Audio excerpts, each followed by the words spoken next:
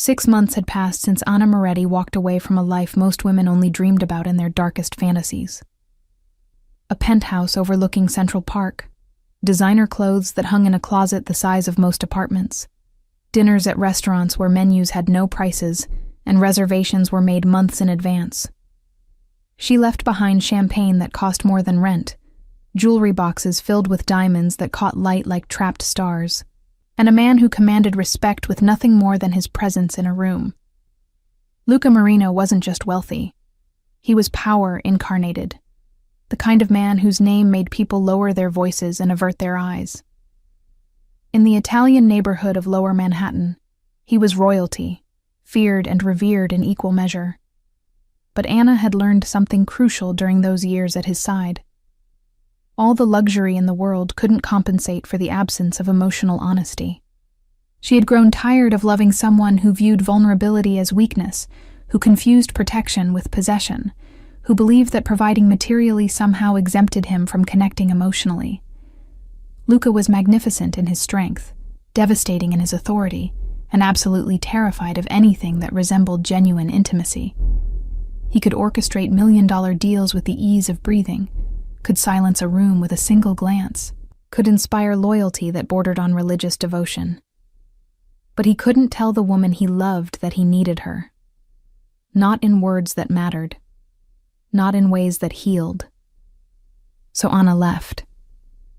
Not dramatically. Not with screaming matches or thrown objects or ultimatums designed to make him chase her. She simply packed her belongings one Tuesday afternoon while he was handling business, left a note that said only, "I deserve more than this," and moved into a modest studio apartment in Brooklyn that cost a fraction of what Luca spent monthly on cigars. Her friends thought she was insane. Her mother cried for weeks, mourning the loss of security and status. But Anna felt something she hadn't experienced in years. She felt like herself again, unadorned and unguarded, living a life that was smaller in scope but infinitely larger in authenticity. The months that followed were harder than she'd anticipated. There were nights when she missed the weight of his arm around her waist, the intoxicating scent of his cologne mixed with expensive whiskey, the way he'd pull her close in sleep, as if even unconsciously he feared losing her. She missed the security of knowing that no harm would ever reach her while she stood under his protection. She missed the pride in his eyes when she entered a room, the possessive hand at the small of her back, the way he'd lean down to whisper things in Italian that made her blush, regardless of how many times she'd heard them. But she didn't miss the loneliness of lying beside someone who kept his heart locked behind walls of pride and tradition. She didn't miss the frustration of loving someone who thought providing and protecting were sufficient substitutes for genuine emotional presence. Anna built a new life piece by piece. She got a job at a small art gallery in Williamsburg, something she'd always wanted to do but never could, because Luca preferred her available, present, waiting. She made friends who knew nothing about her past, who saw her simply as Anna, not as Luca Marino's woman, not as arm candy for a powerful man, just as herself. She took long walks through Brooklyn neighborhoods, ate cheap Thai food at 2 a.m, went to poetry readings in basement bars, danced in crowded clubs where nobody knew her name. It was liberating and terrifying in equal measure. This life without safety nets, without security details shadowing her movements, without the weight of being associated with someone whose reputation preceded him into every space. But then her body started betraying her in small, insidious ways. Exhaustion that sleep couldn't cure, headaches that arrived without warning and lingered for days, a persistent pain in her abdomen that she ignored until she couldn't anymore. She told herself it was stress, the natural consequence of rebuilding a life from scratch, of working full-time and paying bills and managing everything alone. She convinced herself that it would pass, that she just needed to eat better, sleep more, take vitamins, practice self-care. But the symptoms intensified rather than diminished, until finally a coworker found her doubled over in the gallery bathroom, pale and trembling, and insisted on calling an ambulance despite Anna's protests. The emergency room was a special kind of hell, fluorescent lights that made everyone look half dead. the smell of disinfectant failing to mask something darker underneath, the constant beeping of machines monitoring lives hanging in balance. Anna sat on a hard plastic chair for 3 hours before anyone examined her, answering the same questions repeatedly, trying not to think about how different this would be if she'd still been with Luca.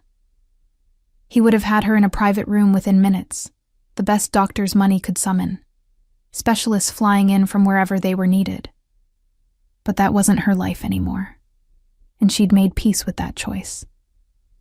Or so she thought, until a young doctor with tired eyes and a kind smile delivered news that made her previous life seem suddenly, devastatingly irrelevant. "We need to run more tests," he said, his voice gentle but professionally distant. "There's a mass we're concerned about. Could be nothing. Could be something we need to address surgically. I don't want to alarm you unnecessarily, but I also won't lie. We need to investigate the possibility of a tumor." The word hung in the air between them like a death sentence. Tumor. Such a small word to carry such enormous weight, such terrifying implications. Anna heard herself laughing, a short, bitter sound that surprised them both. Here she was, finally living authentically, finally free from the golden cage of Luca's protection, and her own body was staging a rebellion that might render all of it meaningless. The irony was so sharp it could cut. She'd spent years afraid of what loving Luca might cost her. Her independence, her identity, her sense of self, only to discover that the real threat had been growing inside her all along. Patient and silent and utterly indifferent to her choices. They admitted her for observation and further testing. The hospital room was small and sterile, nothing like the luxury she'd once taken for granted, but there was something almost comforting about its simplicity. No pretense here, no performance required. Just her and her fear and the slow drip of saline through an IV that anchored her to this new, frightening reality. Anna lay in the narrow bed, watching the fluid fall, drop by methodical drop, thinking about all the things she'd worried about in her life that suddenly seemed absurdly trivial. Arguments about Luca's work, frustrations about his emotional unavailability, concerns about losing herself in his shadow. What did any of it matter now, faced with the possibility that time itself might be limited? Night fell outside her window, the city lights creating a constellation against the darkness. Anna thought about her new life, the one she'd fought so hard to build. The gallery job she loved, the friendships she'd cultivated, the independence she'd reclaimed. Would she get to keep any of it? Or was this the universe's cruel joke, giving her freedom only to potentially take away everything that made freedom worth having? She thought about her mother, who would say this was karma for leaving a good man. She thought about her friends, who would rally around her with support and sympathy, but couldn't change the diagnosis. She thought about Luca, and that's when something inside her cracked. She'd promised herself she wouldn't reach out to him. Pride demanded it. Self-respect insisted upon it. She'd left him. Going back now, even in crisis, would undermine everything that departure had meant. But as she lay there in the dark, facing the possibility of surgery and uncertain outcomes, and a future that might be measured in months rather than years, Anna realized that pride was a luxury she could no longer afford. Some part of her needed him to know. Not to rescue her. She'd learned to rescue herself. Not to fix this. Even Luca's considerable power couldn't negotiate with biology. Just to know. Because whatever had existed between them, whatever had ultimately proven insufficient, it had also been real, and real things, even when they end, deserve acknowledgement. Her hand shook slightly as she reached for her phone, and she hated herself a little for the weakness, even as she understood its inevitability. His number was still there, never deleted despite her determination to move forward cleanly. Her thumb hovered over his name for a long moment, and she could almost hear his voice in her head. That particular mix of authority and affection he'd used only with her, when they were alone and he allowed himself to be something other than invincible. She pressed call before she could second-guess herself, and the phone rang once, twice, 3 times.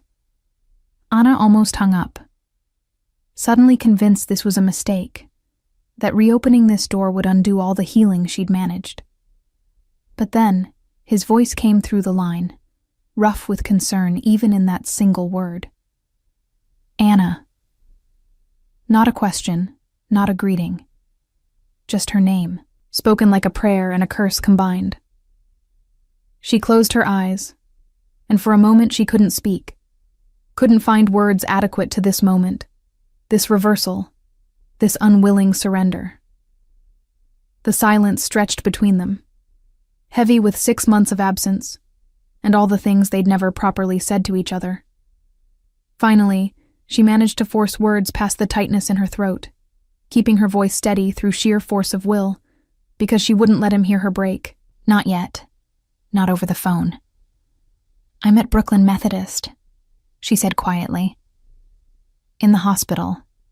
They're running tests for something that might require surgery. I don't need you to do anything, Luca. She paused, searching for honesty.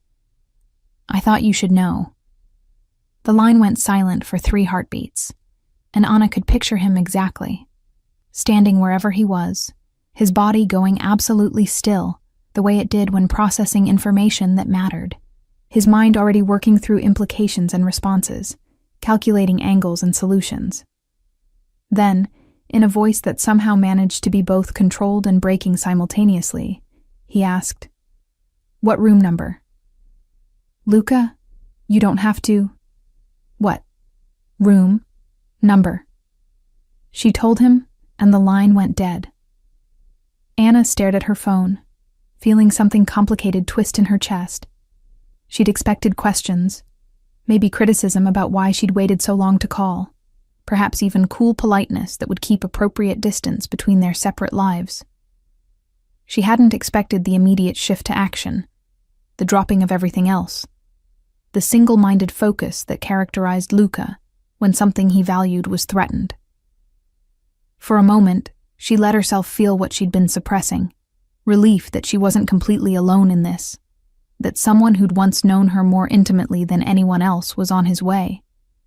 Then guilt followed immediately, because she'd left him precisely to avoid this kind of dependence, this gravitational pull toward letting him manage everything. Anna tried to prepare herself for his arrival, but she looked terrible and knew it. Hospital gown that stripped away any dignity, hair unwashed and tangled, face pale without makeup, dark circles under her eyes that spoke to weeks of not sleeping properly.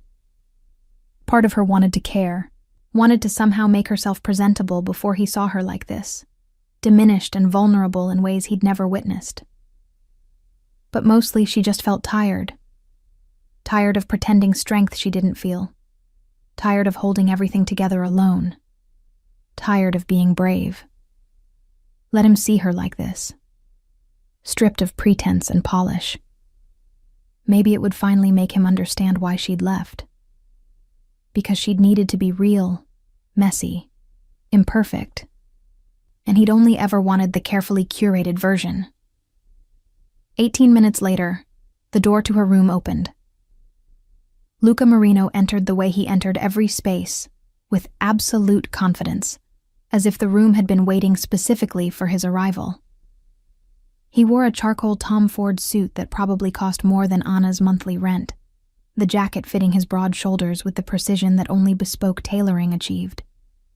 His dark hair was styled in that perfect slicked-back way that had always made her fingers itch to mess it up, and his white dress shirt was open at the collar, revealing the edge of an intricate design inked into his throat, artistic lines that continued down beneath the fabric, mapping stories across his skin that she'd once traced with her fingertips. A Patek Philippe watch caught the fluorescent light at his wrist, and his hands, those hands that could be so gentle despite their capacity for violence, were clenched at his sides. But it was his eyes that caught her. Dark brown, nearly black in certain lights, usually so controlled and unreadable that even his closest associates couldn't predict his thoughts. Now they were wide with something that looked terrifyingly close to fear, scanning her face and the medical equipment surrounding her with an intensity that made her heart clench. He stood frozen in the doorway. This man who commanded rooms with his presence, who made grown men nervous with a glance, who never seemed uncertain about anything. He looked completely out of place in this sterile hospital environment, like a lion suddenly transported into a birdcage, magnificent and powerful, and somehow trapped by circumstances he couldn't dominate through sheer force of will. "Cristo," he breathed. And that single word, Italian slipping through despite his generally flawless English, told her more about his state of mind than any lengthy declaration could have. He moved toward her then, crossing the small room in 3 strides, and Anna noticed what she'd never seen before. His hands were shaking. Slightly, almost imperceptibly, but definitely trembling. Luca Marino, who'd faced down rival families and federal investigations without flinching, who negotiated million-dollar deals with hands steady as stone, whose reputation was built partially on his absolute physical control. His hands were shaking as he approached her hospital bed. "Don't," she said softly, stopping him before he could reach for her. "Don't do that thing where you try to fix everything. I didn't call you so you could solve this, Luca." "Then why did you call?" His voice was rougher than usual, scraped raw with emotions he was clearly struggling to contain. Anna smiled, and she knew it probably looked sad, maybe a little bitter. "Because despite everything, despite the fact that we weren't good together, despite all the reasons I left, you're still the person I thought about when I got scared. Isn't that fucked up?" He flinched slightly at the language, which would have been amusing under other circumstances. For all his involvement in morally ambiguous business, Luca had always been oddly traditional about certain things. He didn't like hearing her curse, preferred her softly spoken, had rules about propriety that belonged to a different era. But he didn't comment, just pulled the uncomfortable plastic visitor's chair closer to her bed and sat down heavily, as if standing had become suddenly exhausting. They stared at each other for a long moment, 6 months of absence hanging between them like smoke. "Tell me what's happening," he said finally, and it wasn't a command. It was a plea, though he'd probably die before admitting it. So Anna told him. About the symptoms she'd been ignoring, the emergency room visit, the tests, and the concerning mass, and the word tumor that kept echoing in her head like a death knell. She kept her voice clinical, detached, as if she were describing someone else's medical crisis rather than her own. Luca listened without interrupting, but she watched his jaw tighten progressively, watched his hands curl into fists against his thighs, watched him struggle with the fundamental helplessness of this situation. When she finished, silence settled over them again, heavier now with the weight of everything she'd revealed. "When do you get results?" he asked. "Maybe tomorrow, maybe the next day. They're not exactly rushing for someone without premium insurance." Something dangerous flickered across his face. "Give me the doctor's name." "No. Anna." "No, Luca." She held his gaze steadily. "I didn't tell you so you could throw money at this or intimidate people or make calls to whoever you know on the hospital board. I told you because—" She paused, searching for words that would make him understand. "Because I needed you to know. That's all. Just to know." He looked like he wanted to argue, like every instinct in his body was screaming at him to take action, to leverage his considerable influence, to ensure she got the best possible care regardless of the rules or protocols standing in the way. Anna could practically see the calculations running behind his eyes, which doctors owed him favors, which administrators could be persuaded or pressured, how quickly he could have her transferred to a private facility with specialists. But something in her expression must have communicated her seriousness, because he slowly, visibly, forced himself to back down. "This is killing me," he said quietly, with more raw honesty than she'd heard from him in the entire time they'd been together. Sitting here, unable to do anything. "Welcome to how I felt for 3 years," Anna replied, and there was no anger in it, just statement of fact. "Watching you close yourself off, unable to reach you, powerless to make you let me in." The hit landed. She saw it in the way his shoulders tensed, the way he looked away briefly before forcing his eyes back to hers. They'd never talked about this properly.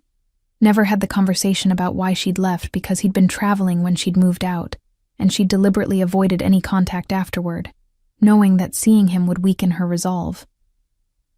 But here they were now, trapped in this small room by circumstances neither of them could control, with nowhere to hide from truths they'd both been avoiding. "I protected you," Luca said, and there was something almost defensive in his tone. "I gave you everything." "Except yourself," Anna interrupted gently. "You gave me safety and luxury and devotion in every way except the one that actually mattered. You could kill for me, but you couldn't cry with me. You could buy me anything in the world, but you couldn't tell me you were scared of losing me. You treated me like something precious to be protected, but never like an equal who could handle your reality. My reality isn't something anyone should have to handle," he said roughly. "What I do, who I am, it's not clean, Anna. It's not pretty. I kept those parts separate because you deserved better than being dragged into darkness. But don't you see? That's exactly the problem." She shifted in the bed, ignoring the pull of the IV in her arm. "You decided what I could handle instead of letting me choose. You built walls around the parts of yourself you thought were too ugly or dangerous or complicated, and then wondered why I felt like I was only getting half of you. I didn't need you to be perfect, Luca. I needed you to be real." He was quiet for a long time, staring at his hands. When he finally spoke, his voice was barely above a whisper. "I didn't know how to be real, like you wanted. My father taught me that showing weakness gets you killed in my world. That vulnerability is just another word for target. That if you love something, you protect it by keeping distance between it and the things that could destroy it. I thought—" He stopped, jaw working as he struggled with words that clearly didn't come easily. "I thought if you saw everything, all of me, you'd leave. So instead I left because you wouldn't let me see," Anna said softly. "The irony is kind of devastating, isn't it?" Something that might have been a laugh escaped him, though it sounded more like pain. "You always were smarter than me. Not smarter, just different. You think with your head, Luca. Everything's strategy and protection and control. I need—" She paused, looking for the right words. "I need to feel things, even when they're messy or scary. And you couldn't give me that because you'd spent your whole life learning not to feel anything at all." The truth of it hung between them, sharp and undeniable. They'd loved each other. Anna didn't doubt that, even now. But love alone hadn't been enough to bridge the fundamental difference in how they moved through the world. He'd been shaped by violence and tradition, and the constant necessity of appearing invulnerable. She'd been shaped by art and emotion, and the belief that connection required exposure, risk, the willingness to be wounded. They'd been beautiful together in some ways, devastating in others, and ultimately incompatible in the way that mattered most. "I should go," Luca said finally, though he made no move to stand. "Let you rest." "Yeah," Anna agreed, though she didn't want him to leave. Despite everything, despite all the valid reasons they'd separated, there was comfort in his presence. The familiarity of someone who'd once known her body as well as his own, who'd memorized her preferences and patterns, who'd been the person she'd fallen asleep next to for 3 years. "Thank you for coming." He did stand then, slowly, as if his body was reluctant despite his words. At the door, he paused, looking back at her with an expression she couldn't quite read. "Anna." "Yeah?" "I'm going to be here tomorrow, when you get the results. You don't have to see me if you don't want to, but I'll be in the waiting room, just in case you need anything." Before she could respond, he was gone, the door closing softly behind him. leaving her alone with the persistent beep of monitors and the smell of antiseptic and a confused tangle of emotions she was too exhausted to unravel. Anna closed her eyes, feeling tears finally leak from the corners even as she smiled slightly. Funny how pain still gets your attention, she thought. Funny how crisis strips away all the careful distance you've built. Funny how the person you left is still the person you call when everything falls apart. Anna didn't sleep that night. Every time she closed her eyes, her mind spun through worst-case scenarios with the relentless creativity of anxiety. Cancer, surgery, chemotherapy, radiation, death. The words cycled through her consciousness like a mantra from hell, each one carrying implications that branched into 1,000 smaller fears. Who would take care of her if she needed treatment? How would she afford it? Would she lose her job? Her apartment? Would she end up back in her mother's house, sick and dependent, proving right everyone who'd said leaving Luca was the stupidest decision she'd ever made? The darkness of the hospital room seemed to press in on her, making everything feel more ominous, more final. She watched the sky gradually lighten through her window, watched the city wake up and move into another day that might or might not contain her future. Nurses came and went with practiced efficiency, checking vitals and adjusting things and offering sympathy that was genuine, but worn thin by repetition. How many people had they delivered bad news to? How many lives had they watched change irrevocably in rooms just like this one? Anna wondered if you ever got used to it, if there was a point where suffering became just another task to manage, rather than a tragedy to witness. She hoped not. She hoped somewhere in the machinery of modern medicine there was still space for seeing patients as people, rather than problems to solve. Morning brought the young doctor from the emergency room, now accompanied by an older woman with silver hair and sharp blue eyes, who introduced herself as Dr. Rodriguez, Chief of Oncology. The title made Anna's stomach drop, even though she tried to maintain composure. They pulled up chairs, their faces professionally neutral in that way that could mean anything or nothing, and Anna found herself holding her breath, waiting for her life to either continue or fundamentally change direction. Dr. Rodriguez spoke first, her voice kind but direct. The tests show a mass approximately 4 centimeters in diameter on your left ovary. It's concerning in size and appearance, which is why we moved quickly to get you these results. However, and here she paused, and Anna's heart stopped entirely. The biopsy results came back negative for malignancy. What you have is a large benign teratoma, which sounds terrifying but is actually quite manageable. We'll need to remove it surgically to prevent complications, but this is not cancer, Ms. Moretti. You're going to be fine. The words hit Anna with physical force. Not cancer. Benign. Fine. She felt tears spill over before she could stop them, a sob escaping that was equal parts relief and release of all the fear she'd been holding compressed in her chest. The doctors waited patiently while she cried, offering tissues and gentle reassurances, explaining details about the surgery and recovery that Anna barely processed through the roar of gratitude in her ears. She was going to be fine. She wasn't dying. The future she'd been so afraid of losing was still hers to build. When they finally left, promising to schedule surgery within the week, Anna sat in the sudden silence of her room and felt almost dizzy with relief. She wanted to call someone, share the news, hear another voice celebrating this reprieve with her. But it was early, and her friends would be at work, and her mother would make it about how she should reconcile with Luca now that the crisis was over. Her hand hovered over her phone, and she realized with a start that there was someone else who needed to know, someone who'd promised to be in the waiting room, someone who'd looked at her last night with more genuine fear than she'd ever seen in his eyes. Anna found herself standing before she consciously decided to move, padding across the cold hospital floor in her thin gown and hospital slippers, pulling her IV pole behind her like some sort of mechanical companion. The waiting room was down one floor, a depressing space with uncomfortable chairs and fluorescent lighting and magazines from 3 years ago. She spotted him immediately, even though the room was fairly crowded. Luca Marino stood out anywhere, but especially here among the worried families and exhausted visitors.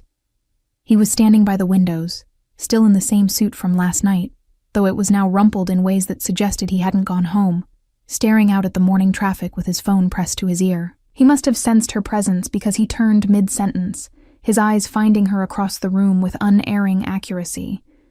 Whatever he'd been saying died on his lips. He ended the call without pleasantries, pocketing his phone as he crossed toward her with long strides, his expression cycling rapidly through concern and confusion before landing on something that looked like desperate hope. They met in the middle of the waiting room, and Anna realized distantly that people were staring. This was quite the scene, the beautiful man in the expensive suit and the crying woman in a hospital gown. But she couldn't bring herself to care. "It's benign," she said, and her voice broke on the words. "Not cancer. Just something they need to remove surgically. But I'm going to be fine." For a moment, Luca just stared at her, as if he couldn't quite process the information. Then something in him seemed to crack open. All that careful control he maintained so religiously simply breaking apart. He closed the remaining distance between them and pulled her into his arms, holding her so tightly she could barely breathe, his face buried in her hair. Anna felt his whole body shaking and realized with shock that he was crying, silently, with the same iron discipline he applied to everything else, but definitely crying. She wrapped her arms around him, and they stood there in the middle of the hospital waiting room, holding each other like survivors of a shipwreck finally reaching shore. "Cristo," he breathed against her hair, lapsing into Italian the way he did when emotions overwhelmed English. "Cristo, Anna, I thought, when I saw you standing there—" "I know," she whispered. "I know." They stood like that for a long time, long enough that Anna's legs started trembling from exhaustion, and Luca must have felt it because he gently guided her to a chair, sitting beside her, but keeping one arm around her shoulders, as if he couldn't quite bear to stop touching her. People continued to stare, but Anna didn't care anymore, and Luca had never cared what anyone thought about anything. They sat in silence, her head on his shoulder, his thumb tracing absent patterns on her arm, both of them breathing through the adrenaline crash that follows genuine fear. "You stayed all night," Anna said eventually, stating the obvious just to hear him confirm it. "Where else would I be?" Luca's voice was rough, scraped raw by emotions he usually kept buried so deep they never saw daylight. "You think I could go home? Go to work? Pretend this wasn't happening?" "You haven't slept. Neither have you." He turned his head to look at her properly, and up close she could see the exhaustion in his face, the redness in his eyes that spoke to more than just lost sleep. "Anna, when you called yesterday, when I heard your voice saying you were in the hospital—" "Don't," she interrupted gently. "Don't do the what-if spiral. I'm fine. We're fine." "Are we?" he asked quietly, and there was something raw in the question, something that suggested they were suddenly talking about more than just her health scare. "Because 6 months ago you walked away, and you were right to do it. I am. Everything you said. Closed off. Controlling. Too fucking afraid of showing weakness to actually be present with you. And I don't know if that's something I can change, Anna. I don't know if I know how." She was quiet for a moment, thinking about her answer carefully, because this conversation mattered in ways that went beyond easy reassurances. "I don't know either," she admitted. "Yesterday, when I called you, I told myself it was just about needing you to know, about acknowledging what we'd had even though it was over. But sitting here now with you, I don't know what this means. If it means anything beyond two people who used to love each other finding comfort in crisis." "Used to?" Luca repeated, and there was something sharp in his voice, something almost wounded. Anna pulled back slightly to look at him properly. "Did I stop loving you? Is that what you're asking?" "No, I left because I loved you, and it was killing me to be with someone who couldn't let me all the way in. But love doesn't just evaporate, Luca. It just becomes something you carry instead of something you live in. He absorbed that, his jaw working as he processed. Around them, the waiting room continued its normal rhythms. People arriving for appointments, families gathering for updates. The constant human drama of illness and recovery playing out in hushed conversations and worried faces. But in their small bubble of space, everything felt suspended, balanced on the edge of something that could tip either direction. "I want to try," Luca said finally, and the words sounded like they'd been dragged up from somewhere deep and unexplored. "I don't know if I can be what you need, but Christo, Anna, watching you lie in that hospital bed, thinking about losing you not because you chose to leave, but because time ran out. It clarified some things. All that armor I wear, all that distance I keep, all those walls I've built, they didn't protect me from anything. I've been miserable for 6 months. Not because my life changed materially, but because you weren't in it. And if I've learned anything from this, it's that being alone and safe feels a hell of a lot like being alone and dying inside." Anna felt tears threatening again. But these were different. Complicated, bittersweet, tangled up with hope and fear in equal measure. "What does trying look like?" she asked. "Because I can't go back to how things were, Luca. I can't live in your penthouse and wear your gifts and be the beautiful woman on your arm while you keep your actual self locked away. If we're going to do this, if there's even a possibility of doing this, things have to be different." "I know," he said, and the acceptance in his voice suggested he'd been thinking about this for longer than just the past 24 hours. "I know it can't be like before. I'm not asking you to come back to that life. I'm asking—" He paused, seeming to struggle with vulnerability even now. "I'm asking if we could start over. Differently. Without all the performance and pretense. Without me trying to protect you from reality by keeping you separate from it. Without the luxury as compensation for emotional absence. Just us, whatever that looks like." "That's terrifying," Anna said honestly. "Yeah," Luca agreed. "It really is." They sat in silence again, but it felt different now, charged with possibility rather than weighed down by past failures. Anna thought about what he was offering, what she'd been asking for during their entire relationship. Not perfection, not transformation into someone he wasn't, just willingness. Willingness to try, to be uncomfortable, to let her see the messy, complicated reality he spent so much energy concealing. It wasn't a guarantee of success, but it was something they'd never had before. Acknowledgement that change was necessary, that both of them needed to approach things differently. "I have surgery in a few days," Anna said finally, "and recovery after that. I'll need help, probably, which is humiliating because I've spent 6 months proving I could manage alone." "Let me help," Luca said immediately. "Not because you can't handle it yourself, but because I want to. Because maybe that's where we start. With me being present for the unglamorous parts. The hospital visits and recovery and reality that isn't Instagram-worthy. The stuff I used to keep you separate from because I thought protection and provision were enough. No more penthouse," Anna said firmly. "No more designer everything and 5-star restaurants and pretending we live in some fairy tale. If we do this, we do it in the real world." "My apartment has a kitchen I don't know how to use," Luca offered, and there was something almost vulnerable in the admission. This man who commanded empires confessing he couldn't cook for himself. "You could teach me. We could figure it out together." Despite everything, Anna laughed.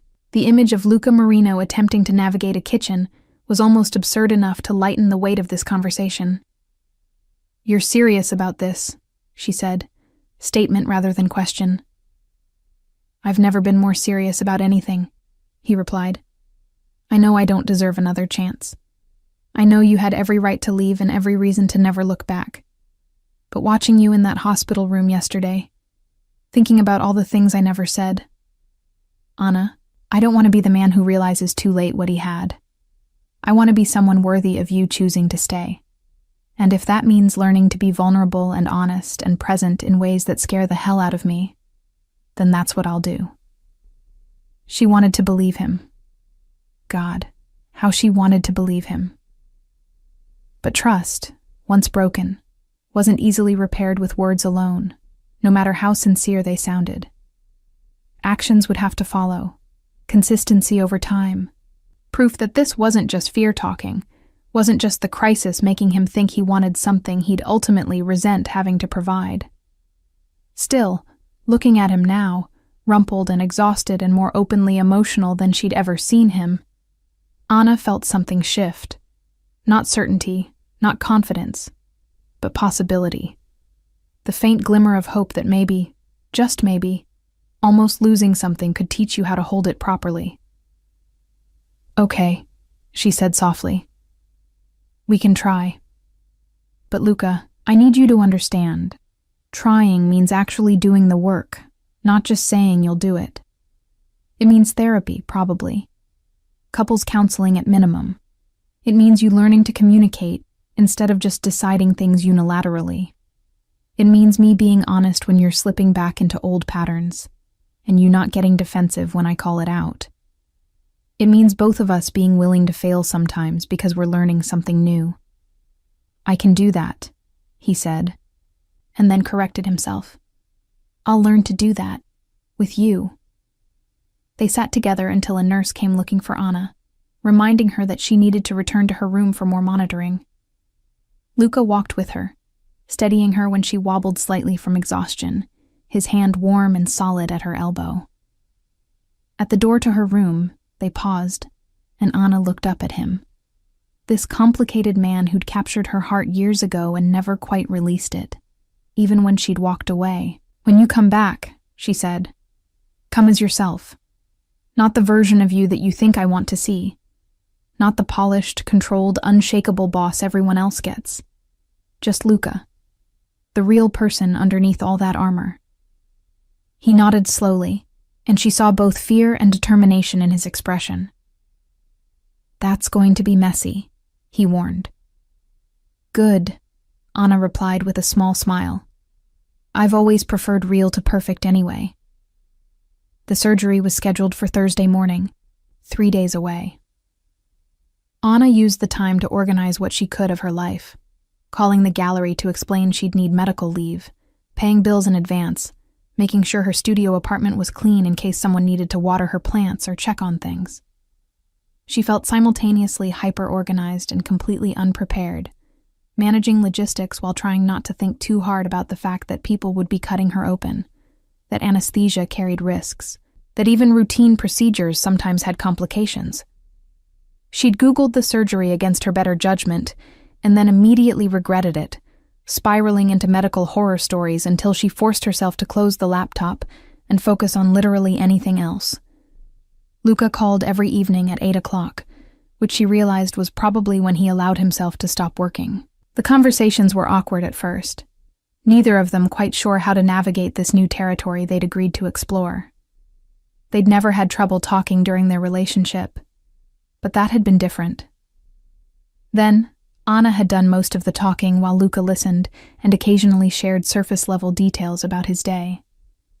Now, tentatively, he was trying something different.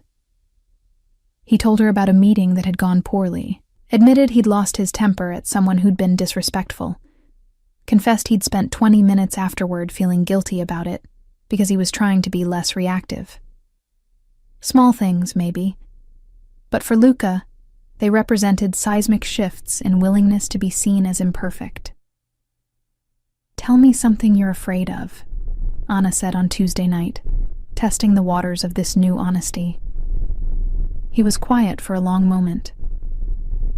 Losing control, he finally admitted. Not in the business sense. I'm not afraid of deals falling through or competitors making moves. I mean losing control of myself. Feeling things so intensely that I can't think strategically. That's what scared me about us, about how much I loved you. It made me feel vulnerable in ways I'd spent my whole life learning to avoid. That's not weakness, Luca, Anna said softly. That's just being human. In my world, being human gets you killed. Maybe, she allowed. But closing yourself off from everything also kills you, just more slowly. You become this hollow thing, powerful and successful, and completely alone inside your own head. Is that really better? He didn't answer directly, but she heard him breathing on the other end of the line, considering. What are you afraid of? He asked, turning the question back on her. Anna thought about lying, offering some surface-level fear that wouldn't expose too much. But that wasn't the point of this, was it? If she wanted him to be vulnerable, she had to model it too. I'm afraid that 6 months from now, we'll be right back where we started, she said honestly. That this willingness to change is just temporary, driven by crisis, and once things stabilize, you'll default back to walls and control and emotional distance. I'm afraid that I'll have opened myself up again just to get hurt in exactly the same way. That's fair, Luca said quietly. I'm afraid of that too. Not because I don't want to change, but because I've been doing things one way for 35 years. Those patterns are deep, Anna. What if I can't break them? Then we won't work, Anna replied, and the bluntness of it hung between them. But at least we'll have tried for real this time, instead of just hoping the problem would resolve itself without either of us having to do the hard work. Wednesday night, Luca showed up at the hospital unannounced. Anna was watching terrible reality television, trying to distract herself from pre-surgery anxiety, when he appeared in her doorway holding 2 coffee cups and a bag that smelled like expensive takeout. He looked different, still well-dressed because that was apparently genetically encoded, but the suit was gone, replaced by dark jeans and a black Henley that revealed more of the artistic designs inked across his collarbone and throat. His hair was slightly less perfect than usual, as if he'd been running his hands through it, and there was something in his expression that looked almost nervous. Thought you might want company, he said, and it came out like a question, like he wasn't sure of his welcome despite their phone conversations. Yeah, Anna said, feeling something warm unfurl in her chest. Yeah, I'd like that. They ate together, Luca having somehow obtained actual good food, despite hospital restrictions. Pasta carbonara from a place she'd loved when they'd been together, still warm and perfect. He told her about his day in more detail than usual, about a negotiation that had gotten tense, about his nephew's birthday party that he'd attended for the first time in years, about a conversation with his mother where she'd asked about Anna, and he'd had to explain they were figuring things out. What did she say? Anna asked, genuinely curious. She'd met Luca's mother only a handful of times. The woman was formidable, traditional, and had clear opinions about appropriate behavior for women involved with men in the family business. She said if I was stupid enough to let you leave once, I better not be stupid enough to do it again, Luca replied with a slight smile. Then she invited you to Sunday dinner whenever you're ready, which in her language basically means she approves. Your mother terrifies me, Anna admitted. She terrifies everyone, Luca agreed, including me. They watched terrible television together, Luca making increasingly ridiculous commentary that had Anna laughing despite her anxiety. When visiting hours officially ended, he should have left but didn't, instead settling into the uncomfortable visitor's chair and pulling out his phone to work, his presence a quiet anchor while Anna tried to sleep. She woke several times throughout the night to find him still there, sometimes working, sometimes just watching her with an expression she couldn't quite read.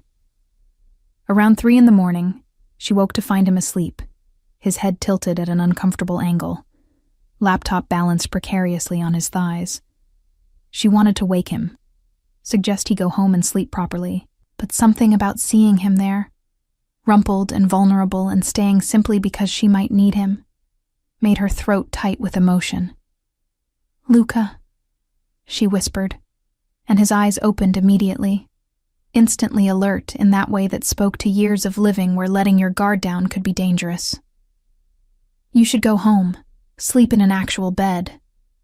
"I'm fine here," he said, voice rough with sleep. "Your neck is going to hate you tomorrow." "Worth it."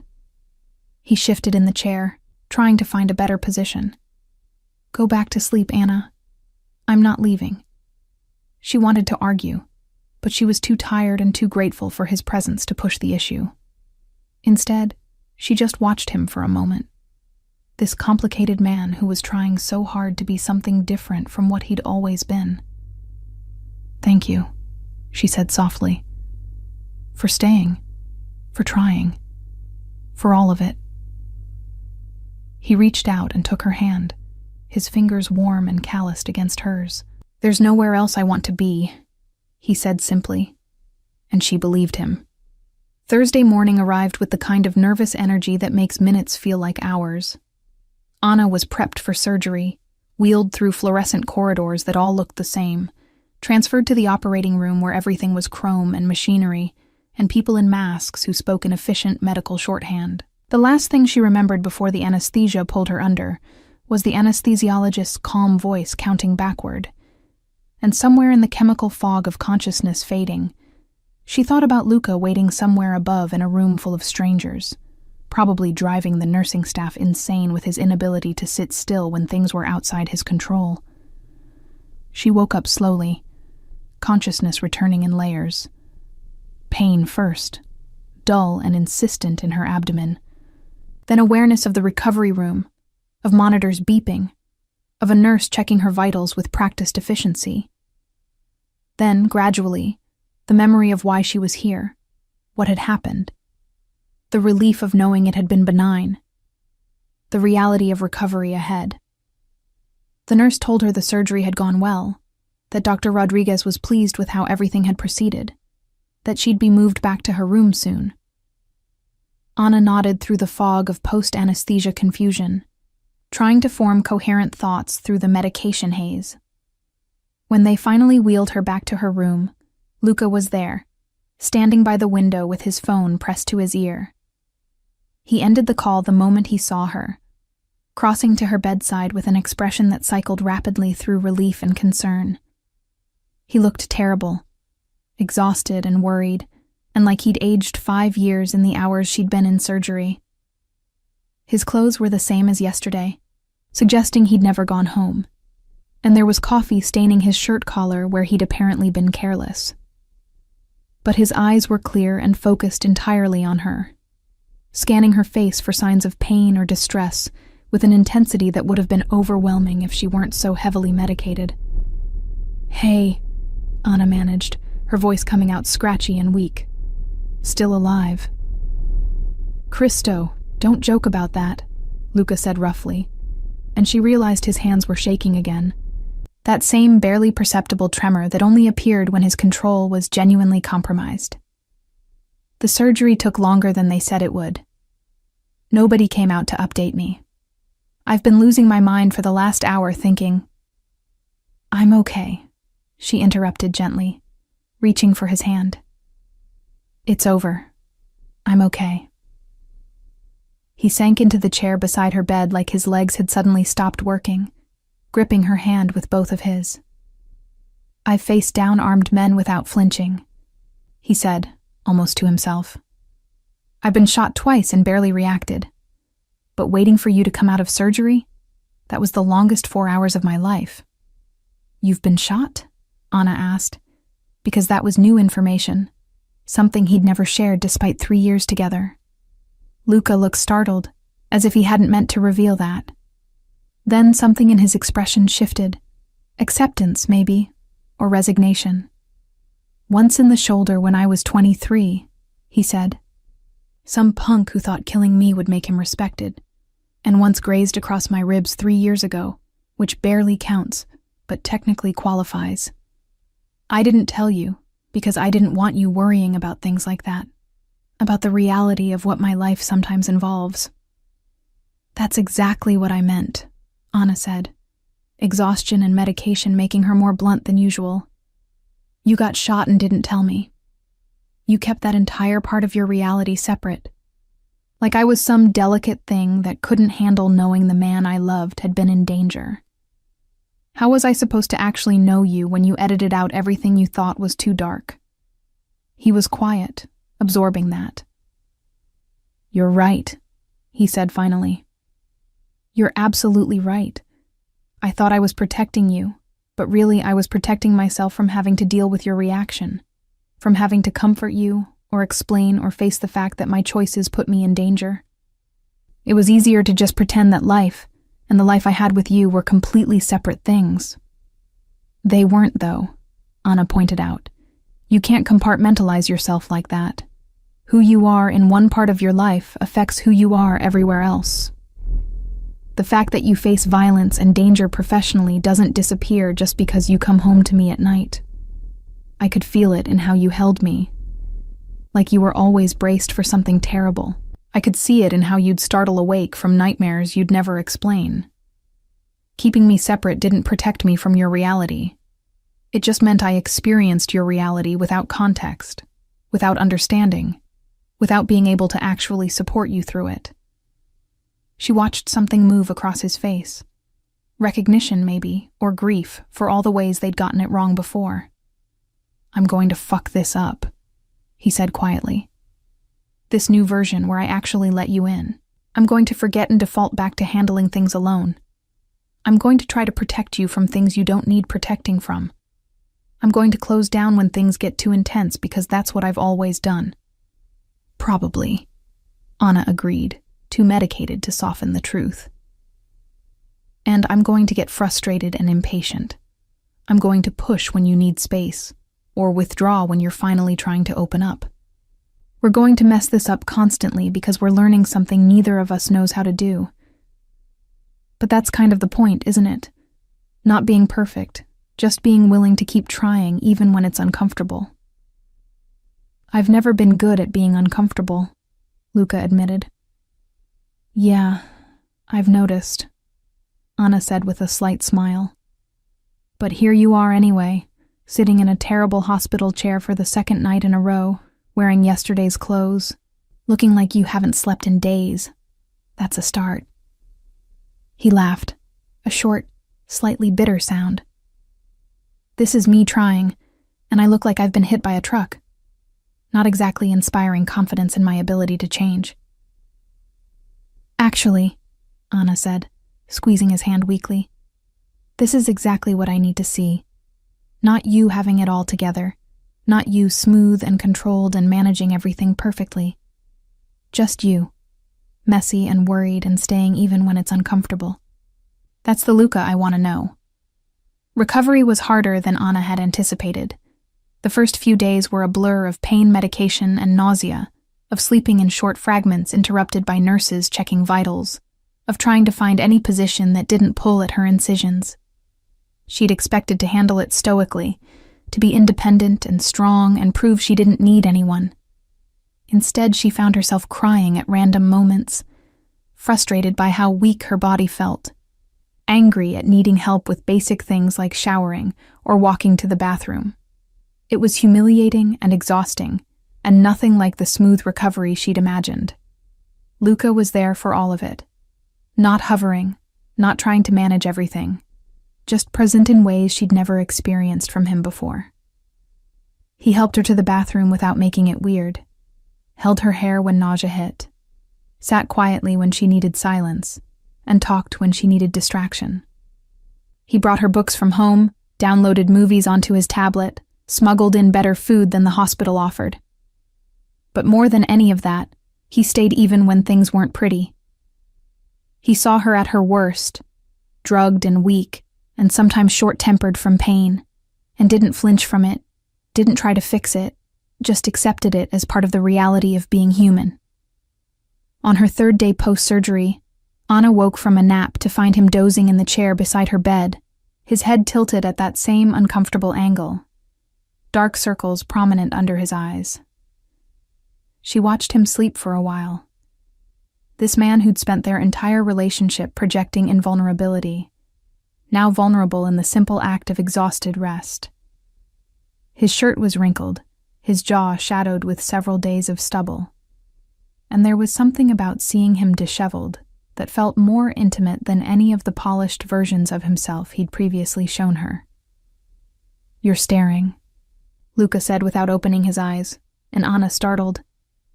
"How did you know I was awake?" Your breathing changed. He opened his eyes, meeting her gaze with a small smile. "You breathe differently when you're sleeping. Slower, deeper. I used to lie awake listening to it, memorizing the rhythm." Anna felt something clench in her chest. "That's maybe the most romantic thing you've ever said to me." "Yeah, well, don't get used to it," he replied. But there was no edge to it, just gentle self-deprecation. "I'm still figuring out how to do this whole emotional honesty thing." "You're doing better than you think," Anna said. "The old Luca would have gone home days ago, made sure I had whatever I needed but maintained appropriate distance. This version of you looks like you've been living in a hospital for a week." "That's because I have been," he admitted. "I've been showering in the staff locker room. One of the nurses took pity on me and gave me access. Pretty sure it's against policy, but apparently I'm pathetic enough that she made an exception." Anna laughed, then winced as it pulled at her incisions. "You've been showering in a hospital locker room? You, who has a bathroom in your apartment that's bigger than my entire studio?" "Yeah. Well, priorities change," Luca said with a shrug. "Turns out marble countertops and rainfall showerheads matter a lot less than being where you need me." They were quiet for a moment, but it was comfortable silence, the kind that only exists between people who've moved past the need to fill every gap with words. Anna thought about the journey they'd been on, from their first meeting years ago at a gallery opening where he'd walked in like he owned the place, and she'd been simultaneously attracted and intimidated, through the whirlwind courtship where he'd pursued her with single-minded intensity, into the relationship that had been passionate and frustrating and ultimately insufficient, through the painful separation, and now into this strange new territory they were navigating together. It felt like they'd lived multiple lifetimes in just a few years, like they'd been a dozen different versions of themselves to each other. "What are you thinking about?" Luca asked, and she realized she'd been lost in her head for several minutes. "Us," Anna said simply. "How we got here. Whether we can actually make this work. And?" He looked genuinely anxious, like her answer mattered more than anything else. "And I don't know," she admitted. "But I want to try. That's different from before, when I wanted it to work so badly that I was willing to ignore all the ways it wasn't working. Now I'm going into this with my eyes open, knowing our history, knowing your patterns and my own. If it falls apart again, at least I'll know we gave it our best shot." "That's not exactly a ringing endorsement," Luca said dryly. "Did you want me to lie? Say I'm completely confident when I'm not?" "No," he said slowly. "Actually, I appreciate the honesty. Refreshing, even if it's not what my ego wanted to hear." Anna smiled. "See? Growth. The old Luca would have gotten defensive." "The old Luca is still very much present," he countered. "I'm just trying really hard to not let him run the show." Dr. Rodriguez discharged Anna on Friday afternoon with instructions for rest, pain management, and follow-up appointments. The idea of going home, to her small studio apartment where she'd been living alone for 6 months, felt simultaneously comforting and daunting. She'd managed before, but she'd never managed while recovering from surgery, while dealing with pain and limited mobility, and the knowledge that even simple tasks would be challenging. Pride wanted her to insist she'd be fine alone. Reality suggested that might be stupid. "I've arranged for a nurse to come by twice daily," Luca said, as they were processing discharge paperwork. "Just to check on you, help with anything you need, make sure recovery is progressing normally." Anna opened her mouth to argue, then stopped. This was exactly the kind of thing she'd resented before. Him arranging things without consulting her, making decisions about her care without asking if that's what she wanted. But was that what was happening here? Or was he just trying to help? Intent mattered. She was learning, as much as action. "Did you hire a nurse?" she asked carefully. "Or are you offering to hire a nurse?"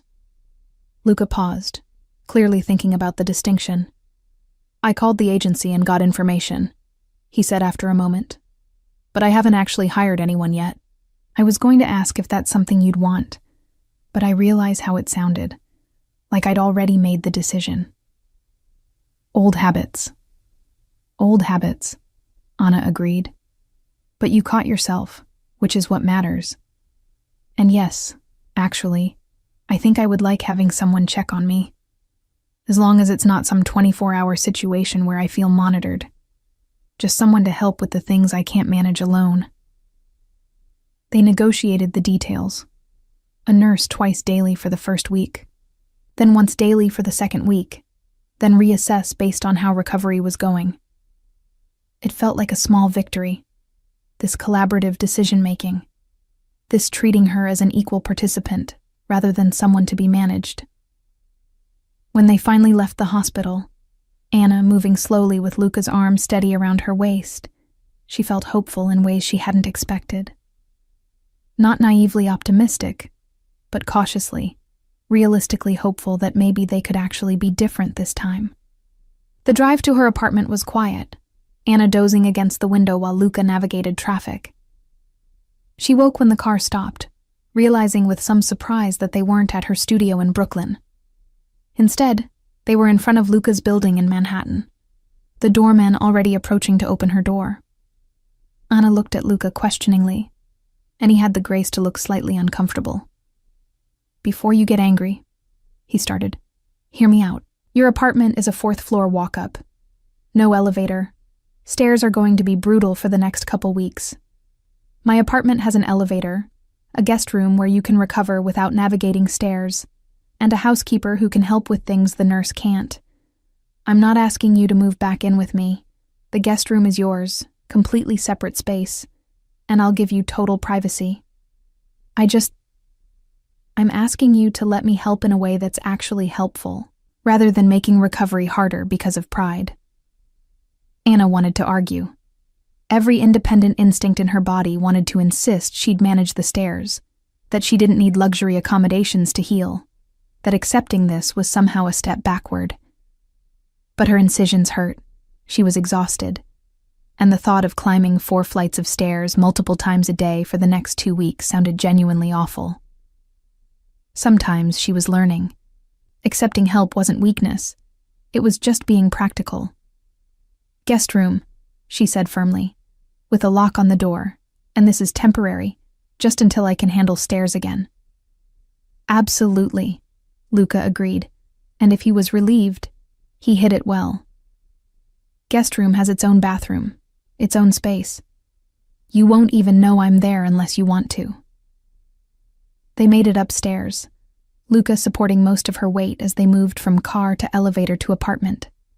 The guest room was beautiful in that understated way that came from expensive interior designers: cream walls, comfortable furniture, large windows overlooking the city. It was also, Anna noticed, stocked with her favorite books from her apartment, her preferred tea in the kitchenette, photographs she'd had on her bedside table. Luca must have gone to her place while she was in the hospital, collecting things he knew would make her comfortable. It was thoughtful in ways he'd rarely managed before, this anticipation of her needs without being overbearing about it. "Thank you," Anna said quietly, settling carefully onto the bed. This is really nice. I appreciate it."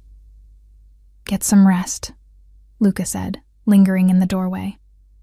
"I have some calls to make for work, but I'll check on you in a couple hours. Text if you need anything before then." He left, closing the door gently behind him, and Anna lay back against the pillows, feeling the weight of exhaustion settle over her. She was in Luca's apartment, in his space, accepting his help. All things she'd sworn she wouldn't do when she'd left 6 months ago. But somehow it felt different this time, less like surrender and more like choice. He'd offered, She'd accepted, and there were clear boundaries around what that meant. Maybe that was the key, not avoiding all the old patterns, but approaching them consciously, with awareness and agreed-upon terms, rather than falling into them by default. The first week of recovery passed in a haze of medication and sleep, of the nurse checking her healing incisions, and Luca appearing at intervals with food or entertainment, or sometimes just quiet company. Anna spent most of her time in the guest room, reading and watching movies and occasionally venturing into the main living space when she felt strong enough. Luca kept his promise about giving her space, never entering without permission, never acting like her presence in his apartment meant anything beyond practical recuperation assistance. But he also made it clear he was available, leaving his office door open so she could hear him on calls, appearing in the kitchen when she emerged looking for tea, maintaining a presence that was supportive without being suffocating. What surprised Anna most was how domestic it all felt, not in the carefully curated way their previous life together had been. No staff arranging flowers or preparing elaborate meals, no performance of luxury. Instead, it was small, real things. Luca attempting to make pasta carbonara from memory and completely botching it, both of them laughing at the inedible result before ordering takeout. Late-night conversations when Anna couldn't sleep because of pain. Luca, appearing in rumpled pajama pants to sit with her until the medication kicked in. Him working at the kitchen table rather than his office so she wouldn't feel isolated in the guest room. Her catching him singing off-key to music while making coffee, immediately stopping with embarrassed awareness when he noticed her watching. These tiny moments of unguarded reality that had been completely absent from their previous relationship. "I'm learning things about you I never knew," Anna said one night when they were watching a movie together, her curled carefully on one end of the couch, him on the other with deliberate space between them. "Like the fact that you sing in Italian when you think nobody's listening, and you're terrible at it." "I'm not terrible," Luca protested. "I'm just enthusiastic." "You're enthusiastically off-key," Anna corrected with a smile. "It's actually kind of endearing." "Endearing," he repeated, looking mock-offended. "I'm a powerful man, Anna. I have a reputation. I can't be endearing." "Too late," she said. "I've seen you struggle with carbonara and sing bad Italian pop music. The mystique is gone." He laughed, and there was something open in it, something unguarded she'd rarely seen before. "Good," he said. "I'm tired of mystique. It's exhausting, constantly maintaining this image of having everything under control." "You do have a lot under control, though," Anna pointed out. "Your business, your people, your entire operation. That's not fake." "No," Luca agreed. "But it's also not the whole picture. The parts you're seeing now, the mess and the uncertainty and the moments I don't know what I'm doing, those are real too. I just spent a lot of energy hiding them before, thinking that if you saw the human parts, you'd lose respect for the powerful parts." "That's backwards, though," Anna said gently. "The human parts make the powerful parts more impressive. Anyone can project confidence when everything's easy. Being vulnerable while also being strong, that actually takes courage." He was quiet, absorbing that. They watched the movie for a while in comfortable silence, and Anna felt something settling in her chest. Not certainty exactly, but peace. This was what she'd wanted, what she'd been asking for all along. Not perfection, not even dramatic change, just willingness to let her see all of him. Messy and complicated and sometimes struggling. It wasn't revolutionary, it was just real. And real, she was discovering, was so much better than the polished fantasy they'd performed before. By the second week, Anna was moving better, requiring less medication, starting to feel more like herself. The nurse came once daily now instead of twice, and Anna had graduated to taking short walks around the neighborhood with Luca steadying her elbow. They fell into something resembling a routine. Mornings where he'd make terrible coffee that they'd both drink anyway. Afternoons where she'd read while he worked. Evenings where they'd cook together or order in and watch movies or just talk, really talk, about things that mattered. Their relationship had never been boring, but it had been intense in ways that left little room for ordinary companionship. This was different, quieter, more sustainable, built on daily presence rather than dramatic gestures. "I've been thinking about therapy," Luca said one evening while they were cooking, or more accurately, while he was attempting to follow her instructions on making chicken piccata and only moderately succeeding. Not couples therapy yet, though that too eventually, but individual therapy for me, to work through some of the shit that makes vulnerability so difficult. Anna looked up from where she was monitoring the pasta, surprised and impressed. "That's a big step." "Yeah, well, I'm tired of being emotionally stunted," he said with a wry smile. "And I figure if I'm asking you to give this another chance, I should probably do the actual work to be someone worthy of that chance. Can't just rely on good intentions and hope I figure it out through trial and error." "I think that's really healthy," Anna said honestly. "And brave." "I know how you feel about therapy." Luca had made his opinions about therapy clear during their previous relationship, that it was self-indulgent, that real men handled their problems alone, that talking to strangers about feelings was a waste of time and money. These were opinions inherited from his father, she knew, part of the old-school mentality that treated any emotional processing as weakness. Hearing him now, voluntarily suggesting he needed professional help, spoke to how seriously he was taking this commitment to change. "I feel about therapy the way my father taught me to feel about it," Luca corrected, "which is probably a sign I need it. Lots of things my father taught me were survival skills for his generation, but might not be healthy for mine. The world's different now. Or maybe it's not. But I want to be different in it." They finished cooking together, the meal imperfect but edible, and sat at his kitchen table eating and talking about therapy options, about what he might want to work on, about Anna's own experiences with counseling after leaving him. It felt mature and thoughtful, this conversation about getting help, about acknowledging limitations and seeking tools to address them. It felt like something people who were serious about making a relationship work would do, rather than just hoping love would be sufficient to overcome all obstacles. "When do you think you'll go back to your apartment?" Luca asked, and there was something careful in how he phrased it, like he was trying to ask without pressure. Anna thought about it. She was healing well, probably could manage stairs at this point with minimal difficulty. Her lease was still active, her things waiting in Brooklyn, her independent life ready to resume. But she wasn't sure she wanted to rush back to it, wasn't sure what message that would send about where things stood between them.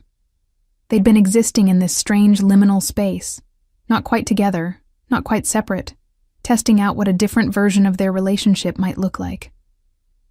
"I don't know," she said honestly. "Part of me wants my own space back, wants to prove I can still manage independently. But part of me kind of likes this, being here, with you, without all the pressure of officially being in a relationship, like we're in this trial period where we're figuring out if we work without committing to anything permanent yet." "So stay," Luca said simply. "Keep the guest room as long as you want it. There's no timeline, no expectation. Just two people who care about each other, living in proximity, seeing if proximity can coexist with honesty and respect and space." "You're really okay with that?" Anna asked. "With me being here but not being yours in the way I was before?"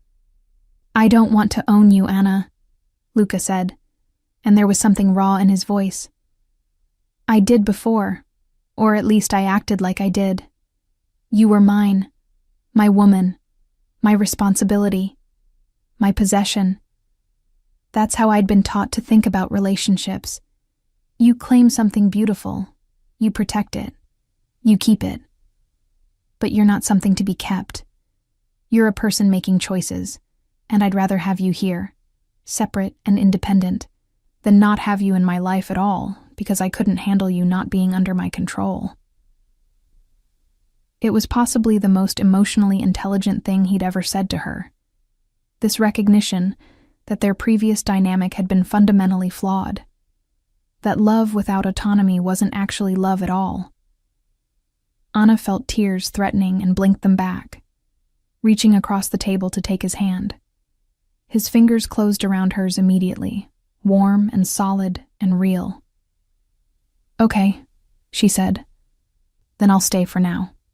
In the guest room, living my own life, but here. And we'll see where that takes us." The weeks that followed felt like discovering a new person who somehow looked exactly like the old person she'd known. Luca went to his first therapy session and came home looking emotionally wrung out, but somehow lighter. They had dinner together most nights, sometimes cooking, sometimes ordering in, occasionally going to quiet restaurants where nobody knew them and they could just be a couple learning each other. He showed her parts of his work she'd never seen before. Not the dangerous parts, but the business strategy, the negotiations, the complex decisions that went into running his organization. She showed him her art, the passion project she'd been developing at the gallery, dreams about eventually curating her own shows. They fought sometimes, small arguments about household things or misunderstandings that required clearing up, but they fought productively, talking through issues rather than Luca shutting down or Anna withdrawing. One Saturday morning, nearly a month after her surgery, Anna woke to find Luca in the kitchen attempting to make breakfast. She watched from the doorway, amused and touched by the concentration on his face as he tried to flip pancakes without mangling them. He was in sweatpants and a worn t-shirt, his hair unstyled and falling across his forehead, looking more human than she'd ever seen him. When he finally noticed her watching, he smiled. Not the controlled, measured smile he'd perfected for business, but something genuine and slightly embarrassed. "I'm destroying these," he admitted, gesturing at the slightly burnt, oddly shaped pancakes. "But I'm determined to make you a decent breakfast at least once before you decide I'm hopeless." "You're not hopeless," Anna said, moving to stand beside him. "Just inexperienced. Nobody taught you this stuff." "My mother tried," Luca said. "But my father thought cooking was women's work, and I believed him. Add that to the list of toxic shit I'm unlearning." They made breakfast together, Anna guiding him through the process, their hands occasionally bumping in the shared space of the kitchen. It was domestic and ordinary, and perfect in its simplicity. When they finally sat down to eat, the pancakes imperfect but edible, Luca looked at her with an expression she couldn't quite read. "What?" Anna asked. "I'm happy," he said simply. "Right now, in this moment, eating mediocre pancakes with you in my kitchen. I don't think I understood what happiness was before. I thought it was power or success or having beautiful things. But this, just this, nothing dramatic or expensive. This is what it actually feels like." Anna felt her heart clench with affection and hope and residual caution all tangled together. "This is what I wanted," she said quietly. "Not the penthouse or the luxury or the performance of a perfect life. Just real moments with a real person who lets me actually know them." "Then that's what we'll keep building," Luca said. "Real moments. Imperfect pancakes. Honest conversations. Whatever that looks like, wherever it leads." They finished breakfast in comfortable silence, and Anna thought about journeys and destinations, about how sometimes you have to leave something completely to find your way back to it differently. She'd left Luca because she'd loved him, and it hadn't been enough. Because love without emotional honesty is just mutual performance. But maybe, just maybe, they'd found their way to something different now. Something built on vulnerability and choice and daily presence rather than passion and control and expensive gestures. It wasn't the fairy tale she'd once imagined, but it was real. And real, she was learning, was so much more valuable than perfect ever could be.